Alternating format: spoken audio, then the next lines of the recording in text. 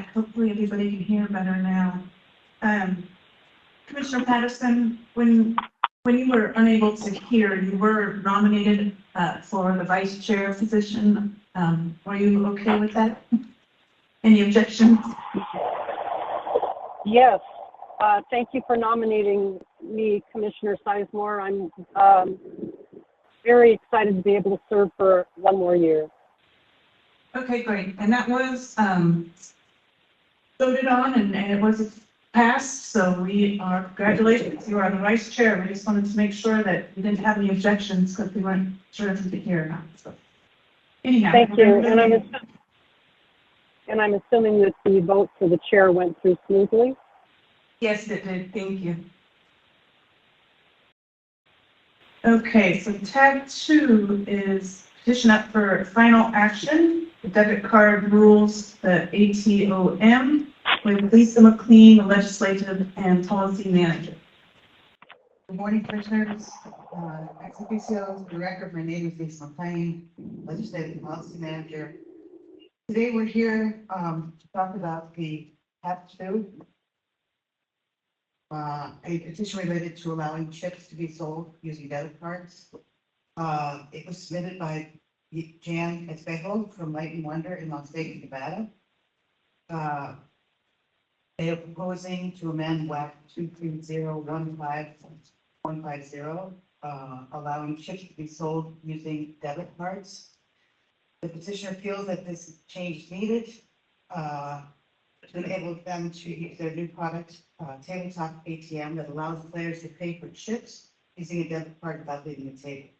Currently, only cash is allowed to purchase chips at a gaming table, and all other transactions take place at the cashier's table or at an ATM. There are no requirements regarding where the ATM is located within each card room, and players may obtain cash or cash advances from their debit or credit cards at the ATM. Allowing debit card transactions at tables might allow for more control over cash withdrawals. In Nevada, operators can set daily limits on the amount of cash patrons are allowed to withdraw from their accounts, and these limits are set for each patron and require a 24-hour waiting period. Currently, such limits do not exist. In addition, a responsible gaming message is displayed on a printed item given to the patron. Other potential controls with the use of debit transactions may be less cash being transferred between patrons and operators, and less chance for operators accepting counterfeit bills. So, well, the petitioner asked for a rule change on 23015.150. We ended up coming up with a lot of other WACs that needed to be changed. And in March, you all asked us to file some amended rules, some new rules for further discussion. At the April 2023 meeting, commissioners expressed interest in seeing some research on the correlation between speed of play and problem gambling. If you recall, that we had no specific information about the use of an ATM at the table, but there might be some issue about speed of play. And so we've included in your packets some links to some research and a one-line summary of what we found out about that. Then stakeholder feedback, we've had a stakeholder feedback session in September, also met with tribal partners in September. We received an email from that stakeholder feedback. The gaming industry was in favor of this. 14 participants were there. And then we also heard on the 29th of September from Paul Milborn, whose affiliation is unknown, who was concerned about speed of play issues.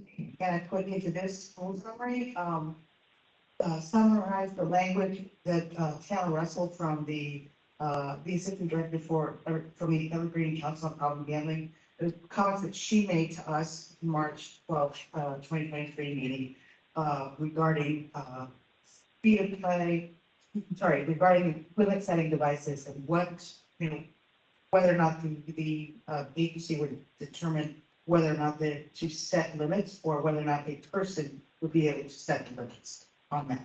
So that's included there. So as noted, we filed language in March with amendments that you had recommended, and we set a date at that time for a public hearing, which is today.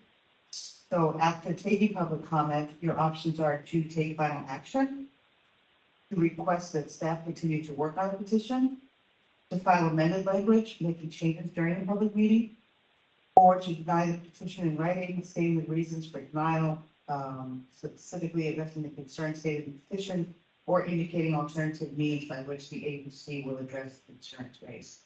I believe that Michael Bizzo and Janice Bale may be here from as petitioners, and they might.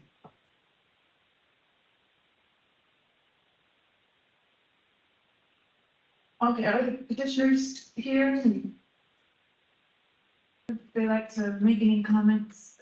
Time?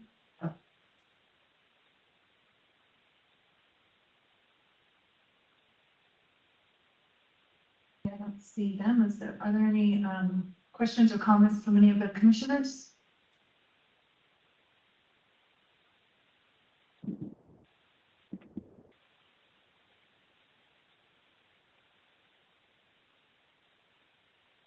Okay. Is there any public comments?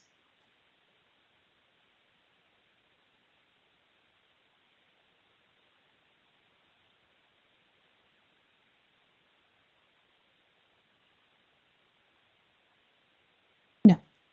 Okay, not seeing any. Is there any motion? Or sideboard? I move to take final action on the proposed changes to take effect 31 days after filing with the code revisor.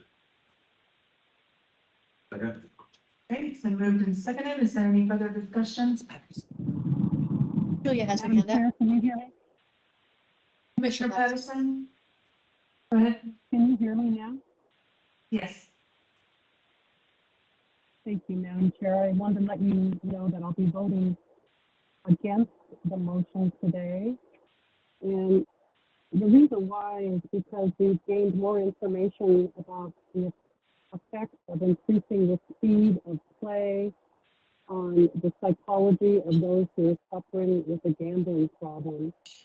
And we have 4 different studies now that we didn't have access to last time that indicate that having easy access to funds, such as through this proximity, such as having close proximity to ATMs, or being able to continue to play as this rule would allow, is directly correlated to instigating more problems for people suffering from an addiction. There was a consistent finding along this line that came from 11 different studies that showed that games with faster speed of play were preferred and rated as being exciting for all gamblers, but especially for those who are suffering from a gambling addiction. So for that reason, Madam Chair, I'm going to be voting no today. Great, thank you, Commissioner Patterson. Any other comments? I guess I'll add. So I, not to discount the points made by the Vice Chair, I think that they are reasonable and valid reasons for opposing this policy. But I think that we need to certainly take a holistic approach to problem and responsible gaming. We have licensees that are trained on a regular basis to be able to make those determinations and evaluations, can pause the player and have those types of conversations. It feels a lot to me like we would be, really trying to cram the toothpaste back into the tube. And currently it's allowed for players to go to an ATM and actually use money they don't have, take money on credit. So while speed of play certainly is a consideration, I think that we need to count on those folks that are in the gambling spaces and are have a responsibility to evaluate their players. And if they're displaying signs of recklessness or irresponsible behavior, they're responsible to intervene.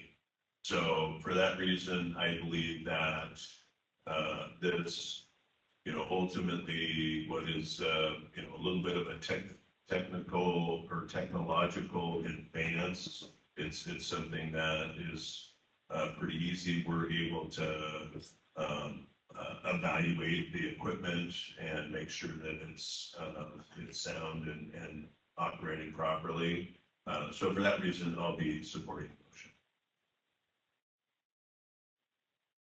Thank you. Commissioner Sizemore, any other comments? Okay, it's Madam been Chair. moved. Yes, go ahead, Commissioner Patterson. I just want to make one other point, and that is that it doesn't appear to me that this rule change benefits anyone other than the petitioner. I don't know how it is a benefit to the people in the state of Washington. I don't know that anyone has complained if they have to get up from their chair and walk over to an ATM machine. I don't know that any of our constituents have said that this creates a disincentive to them to go and enjoy gambling.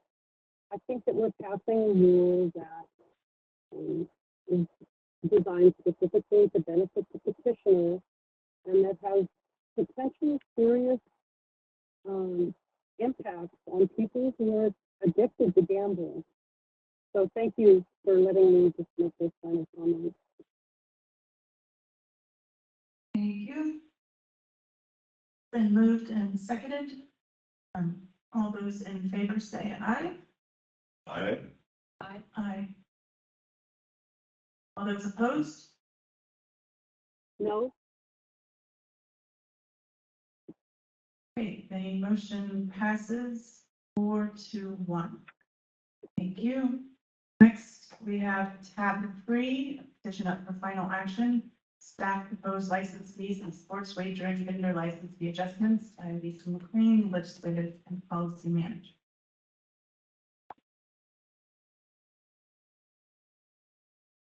Morning. You can hear me, right? Good morning, Commissioners and ex-officios. Here to talk about the staff initiative on fee adjustments. This is a discussion we began in January when the Commissioners accepted the staff recommendation to initiate rulemaking to adjust license fees. Based on a thorough analysis of the anticipated costs of the agency regarding its licensing, regulatory, and enforcement roles, staff proposed the following increases for all licensees except electronic raffles. That was a 10% increase in the base fee, 6% increase in the gross gambling receipt rate, 60% increase in the maximum fee, and a 10% increase in changes and duplicate licenses.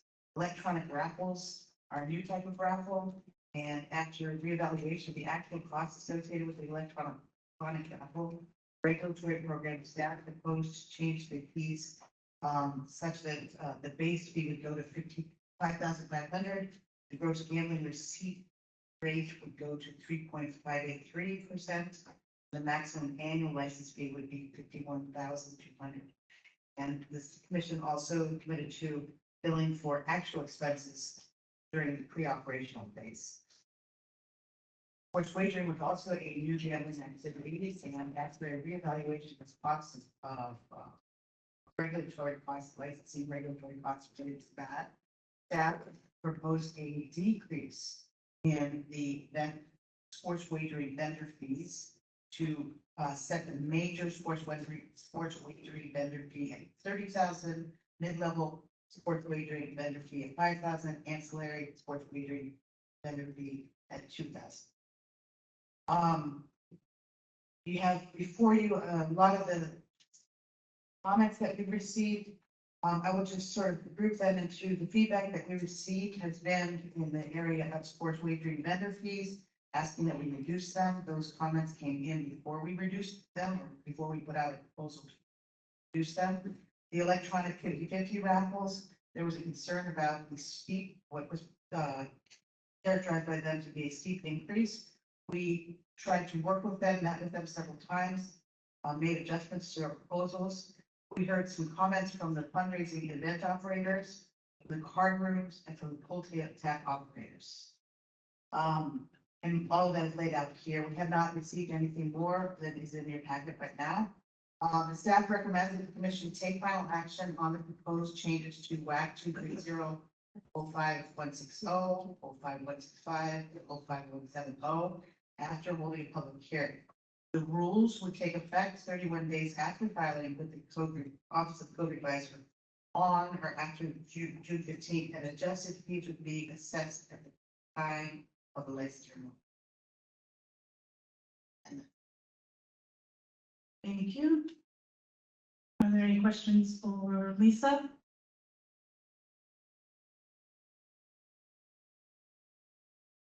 Any comments or questions from the commission?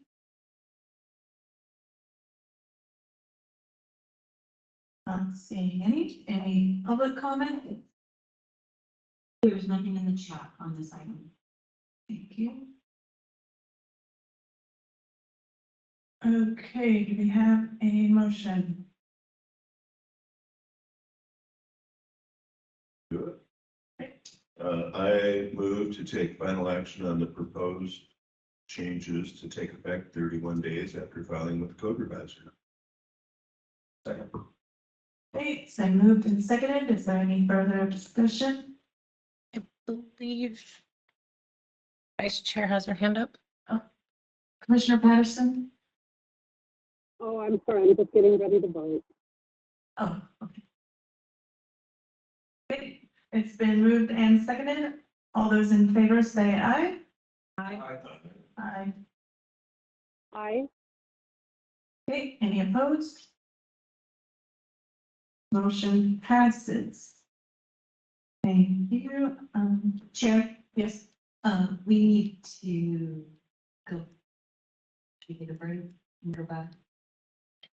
Yeah, I think there's something we may need to clarify on, there's a note in the chat on the last agenda item. I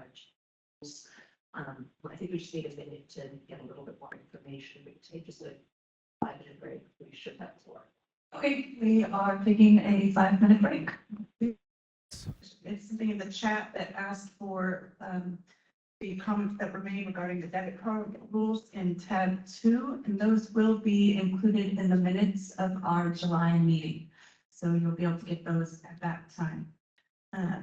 Next up, we are moving to tab 4, which is a petition up for discussion and possible filing on progressive jackpots with Lisa McLean, legislative and policy manager.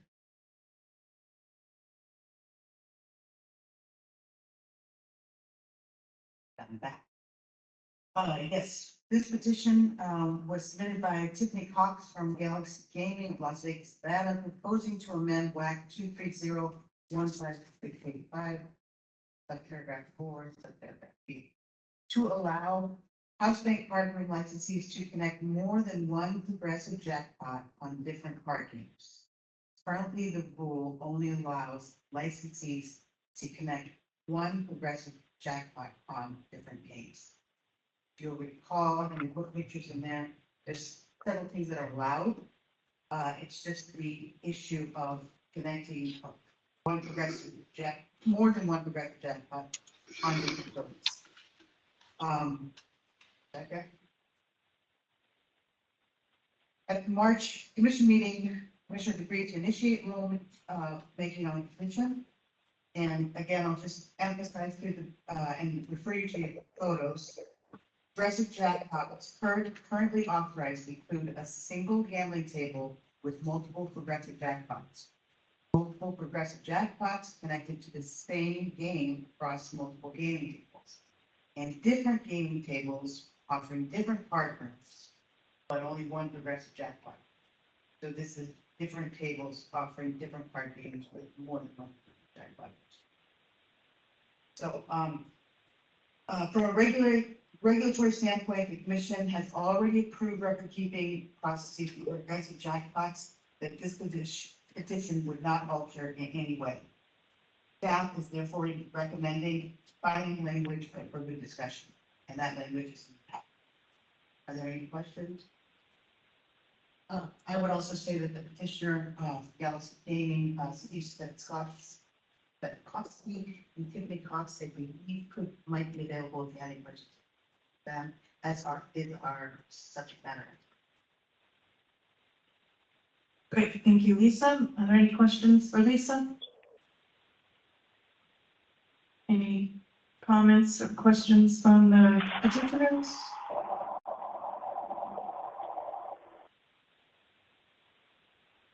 Okay, any comments or questions from any of the commissioners?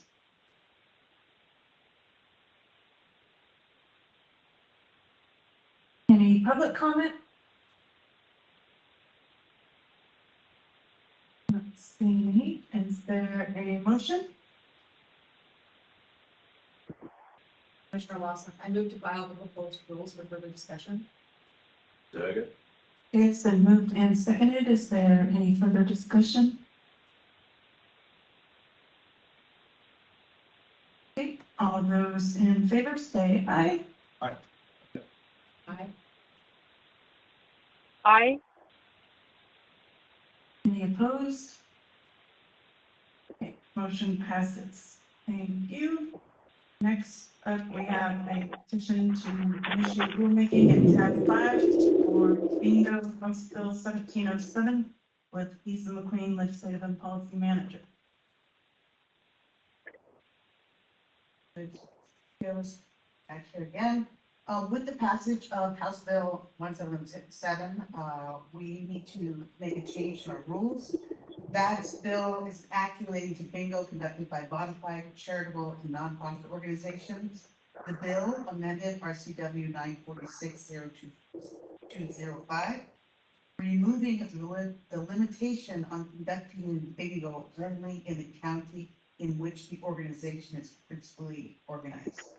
That statutory change necessitates an amendment to WAC 230-10-460 regarding shared bingo facilities to bring this in line with the statute as amended.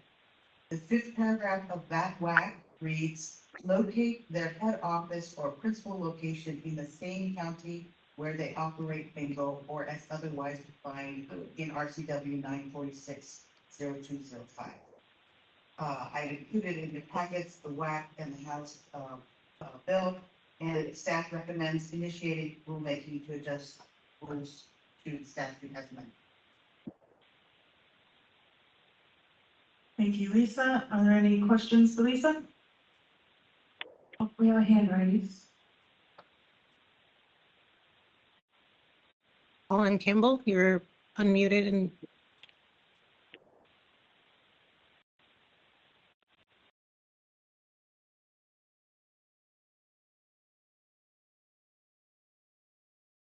Are there any comments from the commissioners? Questions? Okay, public comment. It looks like Mr. Campbell.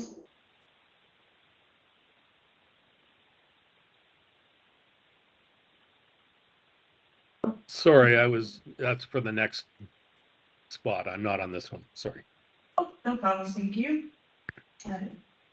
I'll have one comment, I guess. This topic, I think is a good indicator of how the process should work. If we all recall, back, I believe last summer, a petitioner that this applied to, made a request for a rule change, and the rule change would have been in conflict with the RCW. And through the good work of our ex officios, the requester of that change withdrew their rulemaking request rather than having us deny it because it was not within our authority to change it. Worked with Representative Kloba and others to draft legislation, and then our agency was able to evaluate to make sure that it was we were able to regulate based on that statute change. And then they passed a bill, and now here we are to go ahead and update our rule to match up with current statute. So all that, I guess, just to say that I think the system works. Hopefully, if someone in the future has kind of a similar type situation, they'll follow this process to see how to actually be effective and change the way that we contemplate their doing their work. Thank you, Commissioner Sizemore. Are there any other comments? No, I don't see any public comment. Is there a motion? Chair, I move to initiate rulemaking proceedings for discussion. Second. It's been moved and seconded. Is there any further discussion? All those in favor say aye. I, Aye. Motion passes. Thank you. Next up, Lisa again. Petition to initiate rulemaking for the definition of qualified sports teams for electronic raffles. This is the last one, petitions. So in tab 6, we have a petition from Andy Billig on behalf of the Spokane Chiefs Hockey Club of Spokane, Washington. In January 2020, major league sports teams in Washington state petitioned the Gambling Commission for changes to the rules to allow for electronic 50/50 raffles operated by their affiliated nonprofit foundations. After much work and deliberation, the commission adopted rules responsive to the petition in November 2021. At that time, there was a limitation on the definition of qualified sports teams that limited it to major league or highest level team organized in Washington State. And that was intended to enable the commission to work with a limited number of teams to ensure that it had devised adequate rules and internal controls to regulate this activity properly. The first electronic 50/50 raffles were launched in September 2022 with the beginning of the NFL season, in October with the NHL season. On behalf of the Spokane Chiefs Hockey Club, the village of Washington, Spokane has now submitted a petition to amend WAC 230-03138 to expand the definition of qualified sports team to include 4 teams of the affiliated professional minor league baseball and the 4 teams of the Western Hockey League. This change would allow charitable and nonprofit organizations established by or directly affiliated with these sports teams to apply for license to operate electronic raffles. The petitioner feels the change is needed for several reasons: to ensure fairness by enabling all teams and communities in Washington State to operate electronic 50/50 raffles, which are easier and more efficient than traditional 50/50 raffles, to help all spectator sports teams in Washington State as well as their fans and players to benefit from the electronic 50/50 raffle, and to allow the communities where these teams exist to benefit from the charitable efforts that flow from the electronic 50/50 raffle. Adopting this change could enable an additional 8 nonprofits affiliated with in-state teams to engage in electronic. The staff recommends the commissioners initiate rulemaking proceeding for further discussion. One of the representatives of the commissioners here, Colin Campbell. If you have any questions for me or our secretary. Great, thank you. Mr. Campbell, would you want to comment on the petition? Oh, we can't hear you. Sorry about that. How's that? That's it. Okay. Just thank you all for the time for allowing us to present this. And as Andy stated in the petition, what we're trying to accomplish, really, it's not a change for us, as we've been doing the 50/50 for over 40 years with our team in existence in Seattle and Spokane, similar. it more puts us more in line with what the other bigger professional teams are doing, and allows us to put stronger controls in place as well too, with being able to use the electronic version. We would go away from a cash position on it and be able to have stronger controls. Currently within our league, the majority of the teams in Canada use the electronic system, as does the Portland Winterhawks in Oregon as well too. And the success that they've had from just the controls that we're able to put in place are well worth it. And we hope to have your consideration to be able to make this change so that we can move forward and have a better, stronger raffle with more controls in place. Great, thank you. Are there any questions from the commissioners or? I have one quick question. Chad, have you done an initial analysis of like how much additional fundraising you believe you can do in a season? And if you could let me know how many regular season home games do you host? Yeah, currently we host 34 regular season home games. We've been fortunate so far this year, and we're just about to start the league final, and we're going to have another 11 or 12 postseason games, and hopefully more in the Memorial Cup.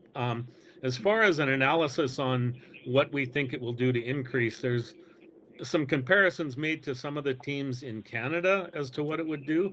But really, from our perspective, it's putting more controls in place. We've, through our foundation specifically in Kent, since we went into the new facility in the city of Kent, we've donated over $1.2 million to local youth sports in the area. And so it's been extremely effective. We just feel that this adds another level of controls in place and allows us to be more efficient. And we do believe it's going to increase just from the standpoint of more people being aware of it, with the Seahawks and the Mariners and the Kraken running those as well too. And we've got strong affiliations with the Kraken and the NHL with players. We've got 11 current players that are drafted on our current roster right now as well too. So we just think it will increase, because as the awareness of what the 50-50 is will grow because of the professional sports teams that are doing it as well. Thank you. Are there any other comments or questions from commissioners? Is there any public comment? No? Okay. Do we have a motion? I move to, excuse me, I move to initiate rulemaking proceedings for further discussion. Okay, it's been moved and seconded. Is there any further discussion? All those in favor say aye. Aye. Aye. Okay, that motion passes. Next up, we have tab 7, which is 2023 legislative wrap-up and 2024 agency request legislation with Tommy Oakes, the interim legislative liaison. Good morning. For the record, my name is Tommy Oakes. I'm the interim legislative liaison for the Gambling Commission. I'm going to talk to you about, I don't know, the legislative wrap-up. It's not completely done, but kind of where we're at for what's going on. Session. So kind of going to take you almost like a little bit of the whole year of what happened, so you guys can kind of get an idea of what happened in the legislature. Next slide. There we go. The legislature's not done yet. There's a special session starting May 16th. This has to do with the drug possession law. This really won't affect us at all, but it is something that will be going on. And then obviously there's some of the budget things. If we talk about any of them, they'll be, if the budget's not signed yet by the governor. So really nothing finalized. So everything's kind of just up in the air as far as the budget goes as we're going through there. Next slide. So our 2023 legislative wrap up. So I'm going to talk to you about the bills that passed that will affect the Gambling Commission. Obviously, our agency request bill, substitute House Bill 1132, deal with training and certification of our limited law enforcement officers, that passed. along with House Bill 1707 relating to bingo, conducted by bona fide charitable nonprofit organizations. And gross second substitute, Senate Substitute Bill 5634 concerning problem gambling tax. And also there's some budget items, and I'll go into each one of these kind of a little bit more individually of what happened. Next slide. So Substitute House Bill 1132, this is our agency request legislation. We had voted on this, well, a long time ago, but July or August, I think it was. So it came to fruition. We were able to get it through. It adds limited authority peace officers to law enforcement personnel, subject to the Criminal Justice Training Commission requirements. It requires limited authority peace officers to, with a 2-year break to comply with background investigations, modifies our basic training requirements for certain limited liability peace officers, and requires the CJTC to certify limited peace officers currently employed. So basically it had a 2-part clause just for everybody's concern. The ones that are currently working are now going to get certified, and then going forward, those officers will go into the certification process through the way CJTC do their current rules set. Next slide. And how did we get to this? And I want to kind of mention this because this is really important for our agencies and agencies that I want the commissioners to be aware of. We kind of did a full court press with Law and Justice Day. And just this one day alone, we had 25 legislators. We met with 25 legislators. I can tell you my entire time at the legislature, I never had a day where I got to meet more than probably 4 or 5. But to have 25 in one day is pretty impressive. We had 21 staff that attended. This is one of the biggest Law and Justice Days we've ever had. So kudos to our staff to really push this, to get this going. Kudos to our director to really make this a priority to get us in there. And I really believe this affected how successful our bill was. Because as you know, it went through unanimous opposition to it, through every committee, through all the floor votes and everything else. It was unanimous. I believe a lot of this has to do with some of this part right here. We also worked with 5 limited law enforcement agencies to get this bill through.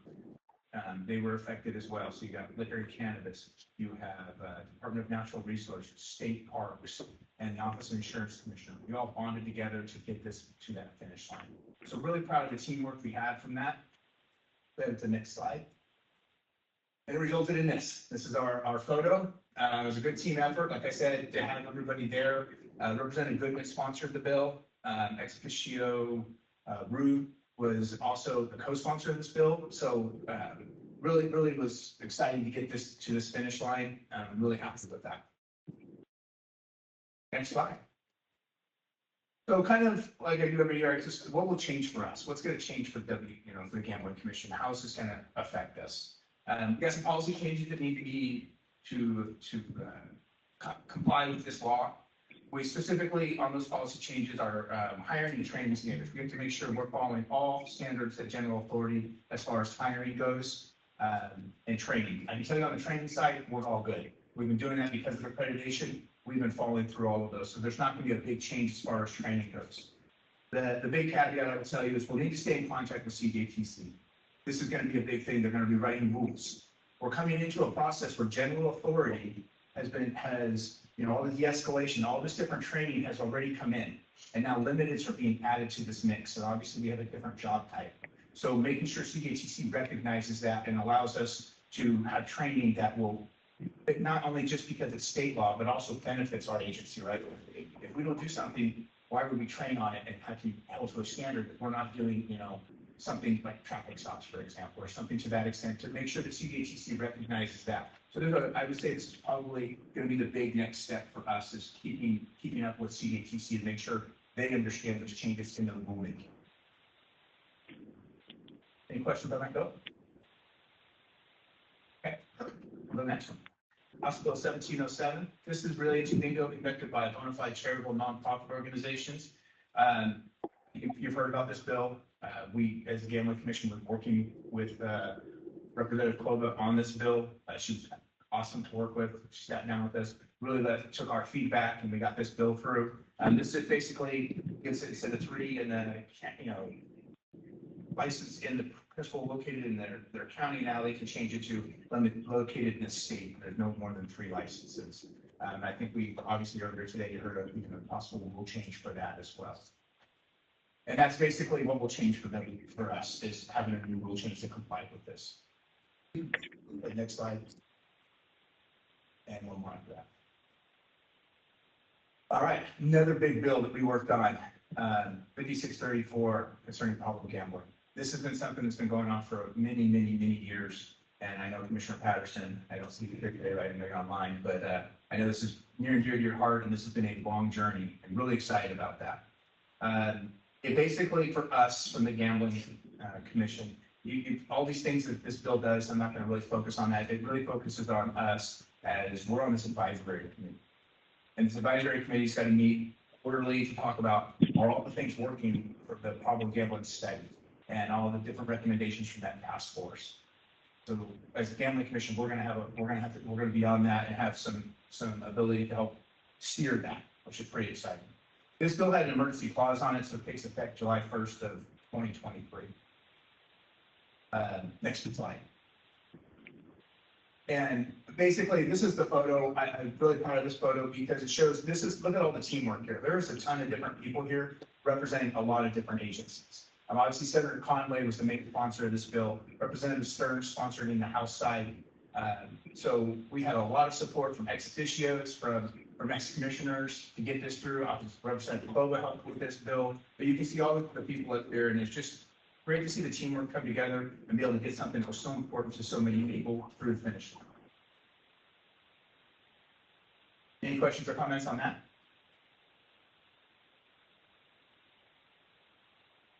Okay. Move to the next slide. I tell you that what it really will change is just us meeting on that committee, making sure that we're staying up with that, providing advice and feedback. This committee will provide it back to the healthcare authority, and it'll discuss emerging issues related to problem gambling and strategies to address those issues. So that's kind of what our basically our next marching steps will be on that. Next slide. All right, so budget items that currently are in some form here. Like I said, it's not been signed by the governor, so these aren't final. But here's the three items of note that I want to kind of bring up at this point. We have a full repayment of the sports wagering loan of 3.5 million, we're up to 6.5 total. We paid 3 million last year, 3.5 this year. And so that's going to be completely paid off. They're going to sweep that, I think, in the next couple of days. Obviously, Criminal Justice Training Commission had funding for our bill. It's completely funded in the bill, which is always good. They're passing it. And then the last one is the CJCC had a study to develop plans for increasing training capacity. That's the one I want to focus on the most. It's kind of not as self-explanatory, but it's kind of like I call it the win. So next slide.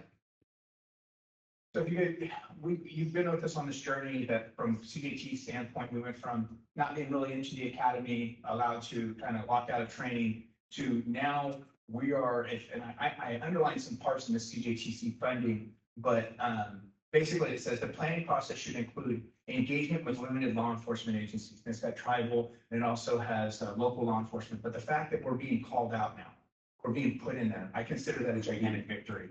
And then down at the bottom of this is a plan for how to provide basic law enforcement training to limited law enforcement officers, tribal, and additional capacity for training classes. I think we finally, we're being heard. And that's what I wanted this commission to hear is we're being heard now. And so I'm really excited about that. Next slide. All right, I just want to say thanks for a great, successful year to many people. There's so much help out there that I got. Obviously, I've mentioned before, Commissioner Sizemore, the help that I was received. I will tell you, it's daunting to go into this and not know what you're doing. And I'll be honest with you, I didn't. And so to have people guide you, and I can tell you from a commissioner, for what I would want to relay to the commission, we have a lot of friends. We have a lot of people that want to see us be successful. And those people were really coming out to help us. And even if we're different on the issues, sometimes in the commission meetings, I know that you hear the difference on issues and people are on different sides. What I found is when I got to the legislature, people were trying to make sure that I was able to get successful with our agency request legislation. So it was really exciting for me to see that even though we may have differences, we all still worked as a team to get things to the finish line that everybody agreed to. And I thought that was really a big moment. Our ex officios helped us out so much. Really did, Senator Holy sitting here today, this nice, helped me out, Senator Conway, Rick Plova, just honestly dynamite people. It was a pleasure to work with all of them. And that's gonna kind of take us to the next transition. We're transitioning. I'm no longer going to be your interim legislative liaison. I'm on.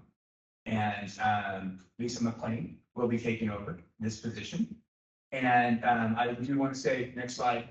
I just want to say thank you to everybody for tolerating me for this time period. I enjoyed it. I really had a lot of fun. And gambling deals that are around for next year are going to be the 1630, 5587, which is sports wagering and card rooms. That bill is still alive because it's a 2-year cycle.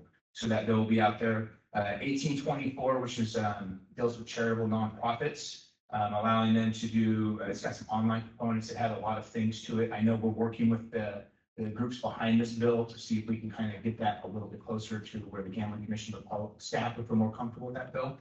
And then 1824, I screwed that up. I mean, pretty can. 1824 is the sports shooting. That bill got stuck on the Senate floor, it just didn't get voted on. And so that's gonna come back. It lines it up with golf. There's really no opposition to it. It just ran out of time. I think that bill's gonna fly through next year. 5704 is the one with the fundraising for bona fide charitable and nonprofit organizations. So I did misspeak. I apologize to that. And so those will be alive for next year. Those will be things Lisa will be working on. And like I said, I want to thank you all for your time again. And Lisa, go ahead and take it. Thanks, Tommy.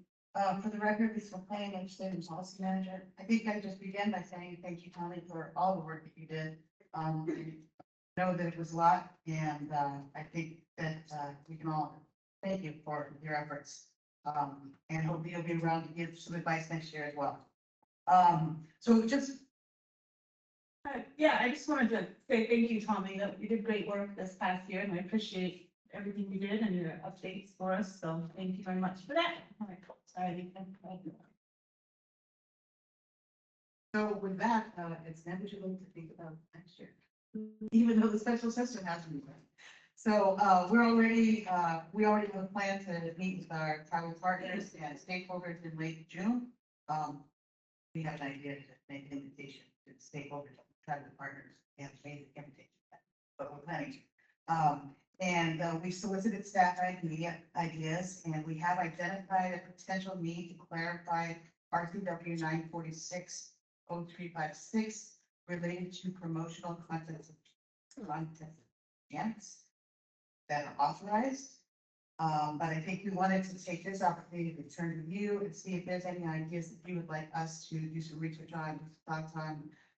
We will be back hopefully in July with a more concrete list of ideas that will be based on what we hear from stakeholders, our tribal partners, and what we've determined about the promotional context chance and any ideas that you give to us right now. Thank you. Do any commissioners have any comments about agency request legislation for 2024?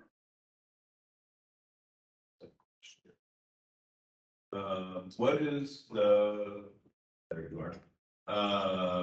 What's the calendar look like for agency requests? So we meet again in July.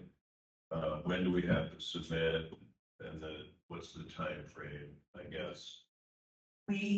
So we're meeting again in July where we would hopefully get your marching orders to move ahead to write something. Come back hopefully in August with more draft legislation. We need to put something in front of the governor in September.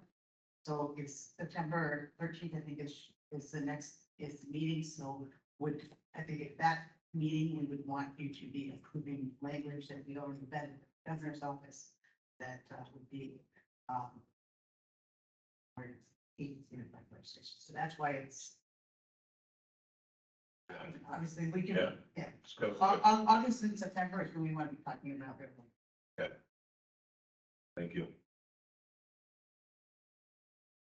Questions or comments?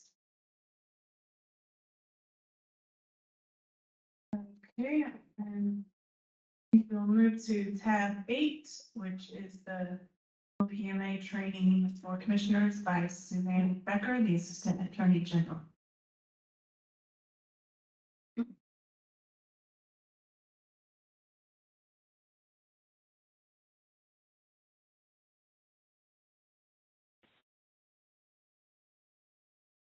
Thank you. It's always exciting to be last agenda item right before lunch. So especially on a very exciting topic such as the OPMA. So hello, I am Suzanne Becker. I am and I'm going to be giving the refresher training and a new mission statement, the Open Public Meetings. So the Open Public Meetings Act is actually a required training for all commissioners within 90 days of assuming their oath of office and at 4-year intervals for those currently and continuously participating on mission. Julie, next slide.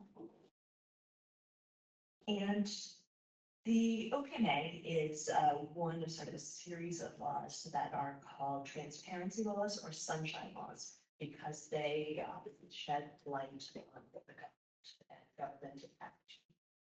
And this is part of sort of a series of laws. Another sunshine law would be considered to be the Public Records Act, which allows the public to obtain and review government documents. Julie, next slide. Now, the purpose of the OPMA is to really allow the people to view the decision-making process. And it was originally passed in Washington in 1971. It has been through several amendments, and the most recent of those was in 2022. And I'm actually going to be talking a little bit. You're going to see that I'm going to call out sort of some of the newest additions to the OPMA throughout the training. And generally, this is something that it's going to require meetings by governing bodies of agencies to be open to the public, gather together. Next slide, Julie.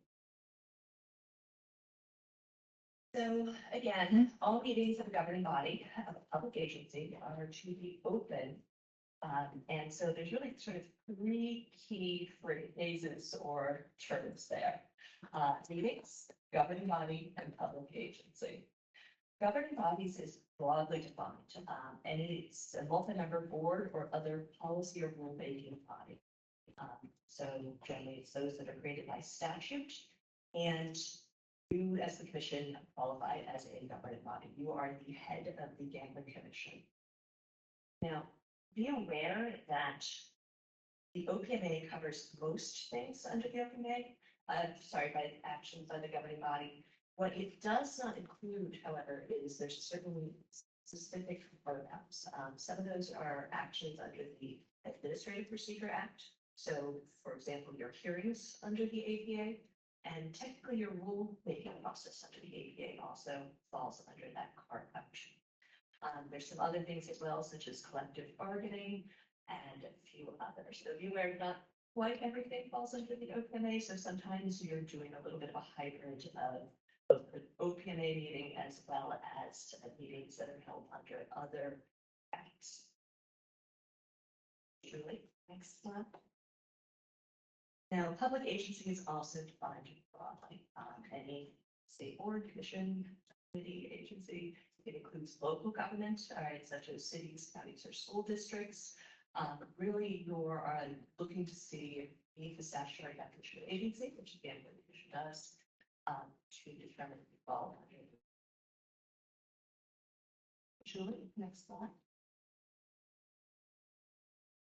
Now, meeting is also broadly defined. Meeting means meetings at which public agency takes action. I'm going to go into the definition of action on the next slide.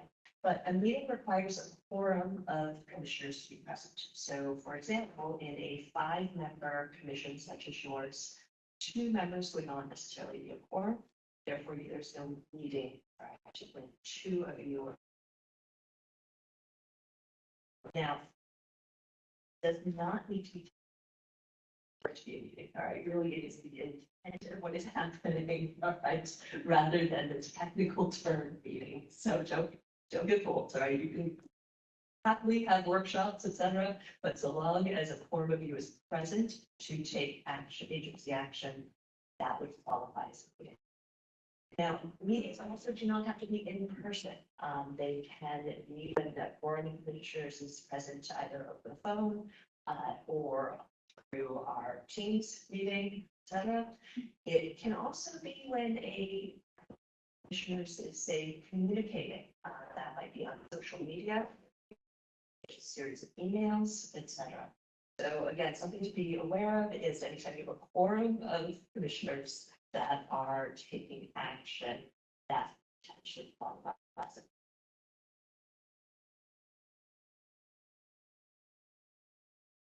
So action is again rather defined. All right, here it is including any official business of the public agency, taking testimony, discussions, reviews, final actions, which we'll get to, all deliberations. All right, so generally this would include sort of any general discussion by the commissioners regarding the work of the agency itself.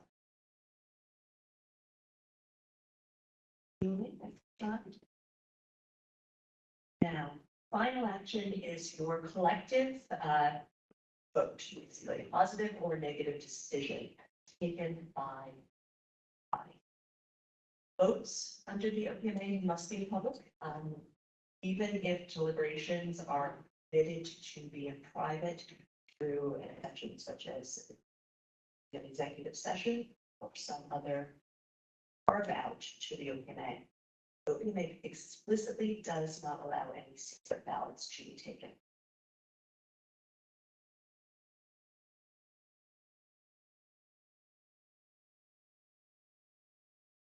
The OPMA requires that an agency cannot place any conditions on the public to attend meetings subject to the OPMA. Now, governing bodies certainly can set rules of conduct meetings to ensure order. Cameras, tape recorders are permitted unless they become destructive. And we'll talk more about it. And governing, what's one of the new amendments to the OPMA is that the governing body may adopt generally applicable conditions necessary to protect public health or safety or to protect against infections. This is obviously a result of our last few years with COVID, but you have a little bit more leeway now to set measures for your public safety and protecting public.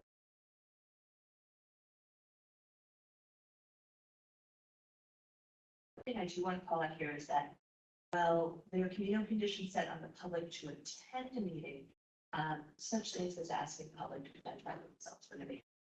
At a public meeting, or say comments in a related action such as rulemaking or lines is generally. Next slide. Okay, so new to the OPMA is that public comment is required prior to taking final action at a regular. This can be held in several different forms.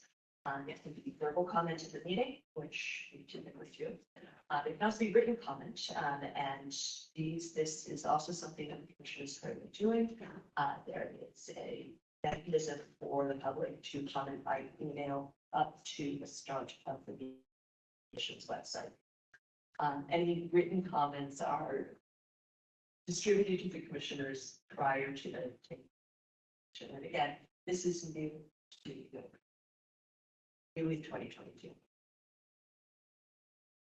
Next. The OPMA requires that the governing body keep minutes. There is no set requirement of the form of the minutes in the OPMA, with the exception that, and again, this is also new, that executive sessions must be recorded. These minutes are to be properly recorded and are to be open to public.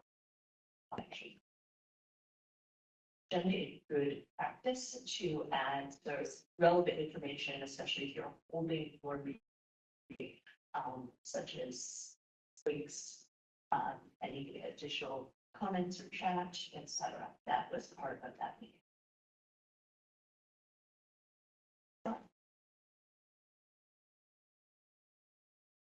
So, and also new agencies are encouraged but not required to provide remote access to the.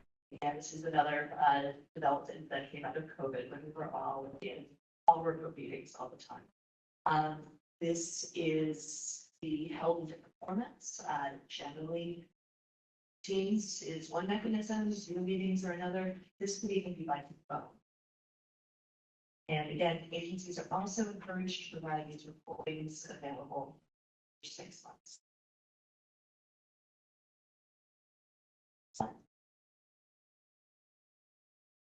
So the OPMA also has a mechanism now to stop individuals from speaking when not recognized to speak, and a procedure for handling. Okay.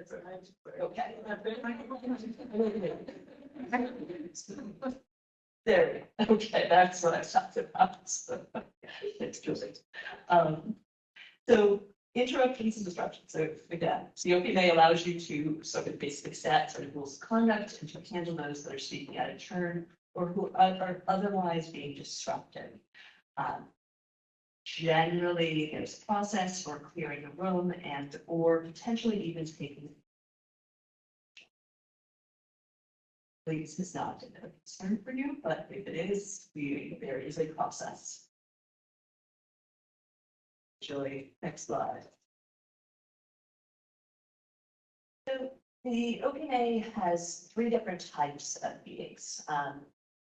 There are regular meetings, all right, which is the one that you're in now. Regular meetings are basically held in accordance with a periodic schedule. The schedule of periodic meetings is filed with the code revisor at the beginning of the year, and it is available to the public, all right, so that they have your schedule for the year period. And agendas for regular meetings should be posted no later than 24 hours for the meeting itself. Now, regular meetings, because your schedule is posted so far in advance, the OPMA can modify an agenda after it's posted. And if there happens to be a glitch where the agenda is not posted, that would not invalidate any action taken at the meeting. Okay. Thank you. The second type of meeting that the OPMA contemplates is what's called special meeting. Here, there is no regular schedule for special meeting. A governing body may hold a special meeting with 24 hours notice at any point. Now, it's to be called either by the presiding officer or by a majority of the members. Now, because this has a short time frame for setting the special meeting and providing notice to the public, agencies and the governing body is limited to those items that are specifically on the agenda. No additions to the agenda that your 24 hours in prior to the meeting.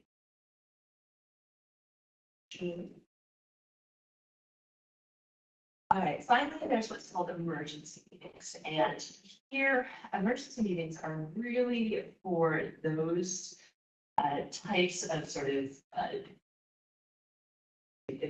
true emergencies, right? Wildfire, earthquake, things of that nature. It truly needs to be a life-threatening sort of circumstance.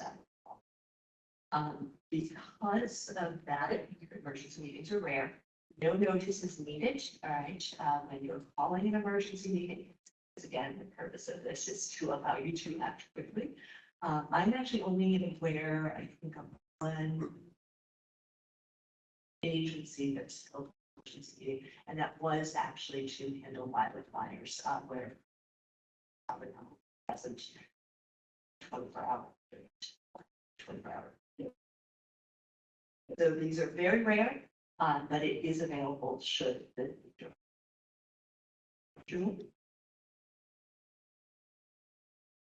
Okay, so executive sessions are a part of a regular special meeting that is closed to the public. There is a specific list of items, of circumstances under which a agency may hold executive session in a regular meeting, and you are limited to those that are specifically listed in the the purpose of the executive session must be announced prior to going into executive session and the public being included, as is the time that the agency will have. Those have to be announced. Should the governing body determine in the middle of an executive session that additional time is needed, then the executive session can end. Now, to the next one. Executive sessions are, as I said, the open may includes a long list of executives, possible bases for executive sessions. The ones that are most commonly used by the commission include to discuss agency litigation or potential litigation, where you're discussing with your legal counsel potential or current litigation that the agency is involved in.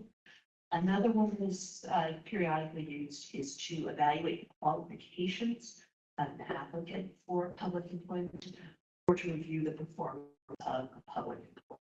There are valid bases for any governing body to go into executive session. And one thing I will note is that keep in mind that executive session and Records Act are not an exact match. So you may want to be thinking about what records you're creating in executive session. So for example, there may be exemptions for attorney-client privilege or work product materials that may apply to your records when you're in executive session for litigation, potential litigation, but you're going to want to be mindful of that. Right? Basically, just because you're executive does not mean your records that there's also a corresponding exception for them. Generally, that's just a good practice for any states to say forever. Children, the remaining rights for penalties. If a court can impose a $500 civil penalty against each member of governing body who knowingly intends in meeting a violation of the OPMA, and this goes up to $1,000 for subsequent knowing. The court can also impose attorney's fees, to a successful party seeking a remedy, and action taken at a meeting may be considered null and void as well. Be aware that the $500 and $1,000 penalties are personal liability. Should you liable in your personal capacity for that knowing violation? Just in time for lunch. That is my presentation. Okay. Do I have any questions? Yes. On 17, I know the answer to this.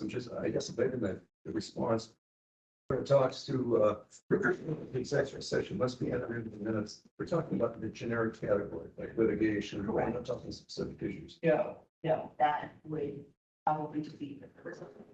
And so you're correct. Gentlemen, what we would do is to the category of executive session, such as potential or current agency litigation.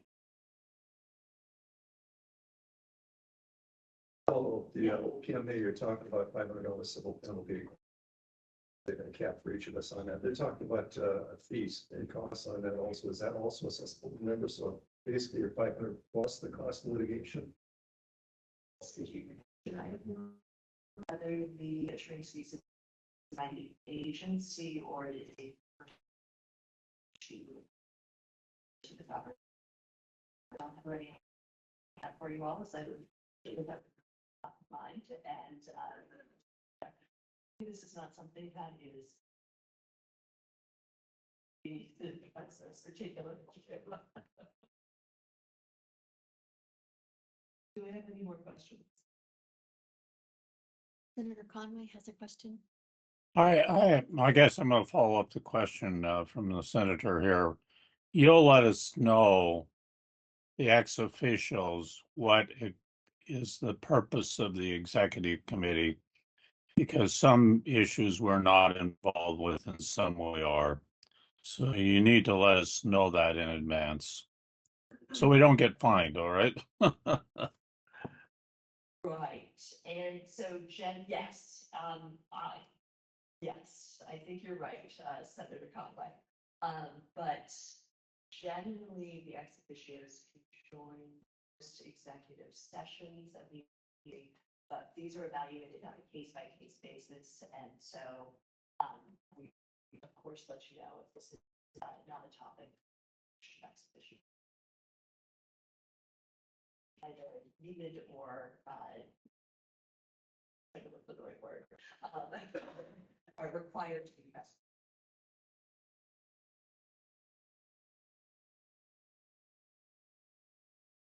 Any other question? If any commissioner ex officio has any follow-up questions, please feel free to contact me directly, and I'll be in. Thank you. Thank you very much. At this time, 11:21 a.m., the Gambling Commission will be going into executive session to discuss current and potential agency litigation with legal counsel, including travel negotiations, and expected to reconvene the meeting at 2 p.m. to continue on with our meeting. We will see everyone shortly. Thank you.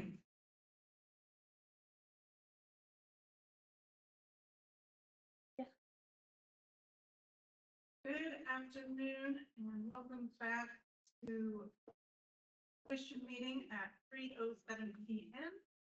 We have Commissioner Sizemore, Commissioner Ibsen with us, and myself. We also have ex officio Senator Foley. Senator Conway is here to speak.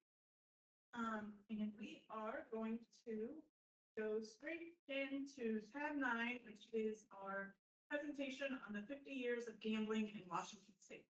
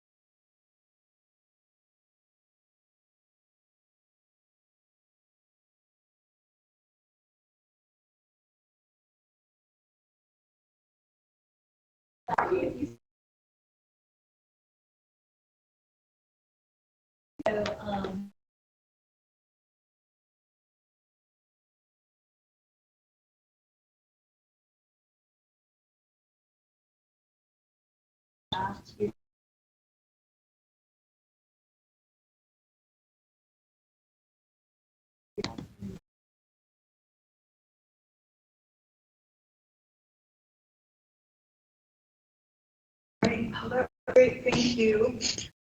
Thank you to everyone who helped with this. And that concludes today's public meeting. We'll be at 9:38. Office of the Gambling Commission to finish up with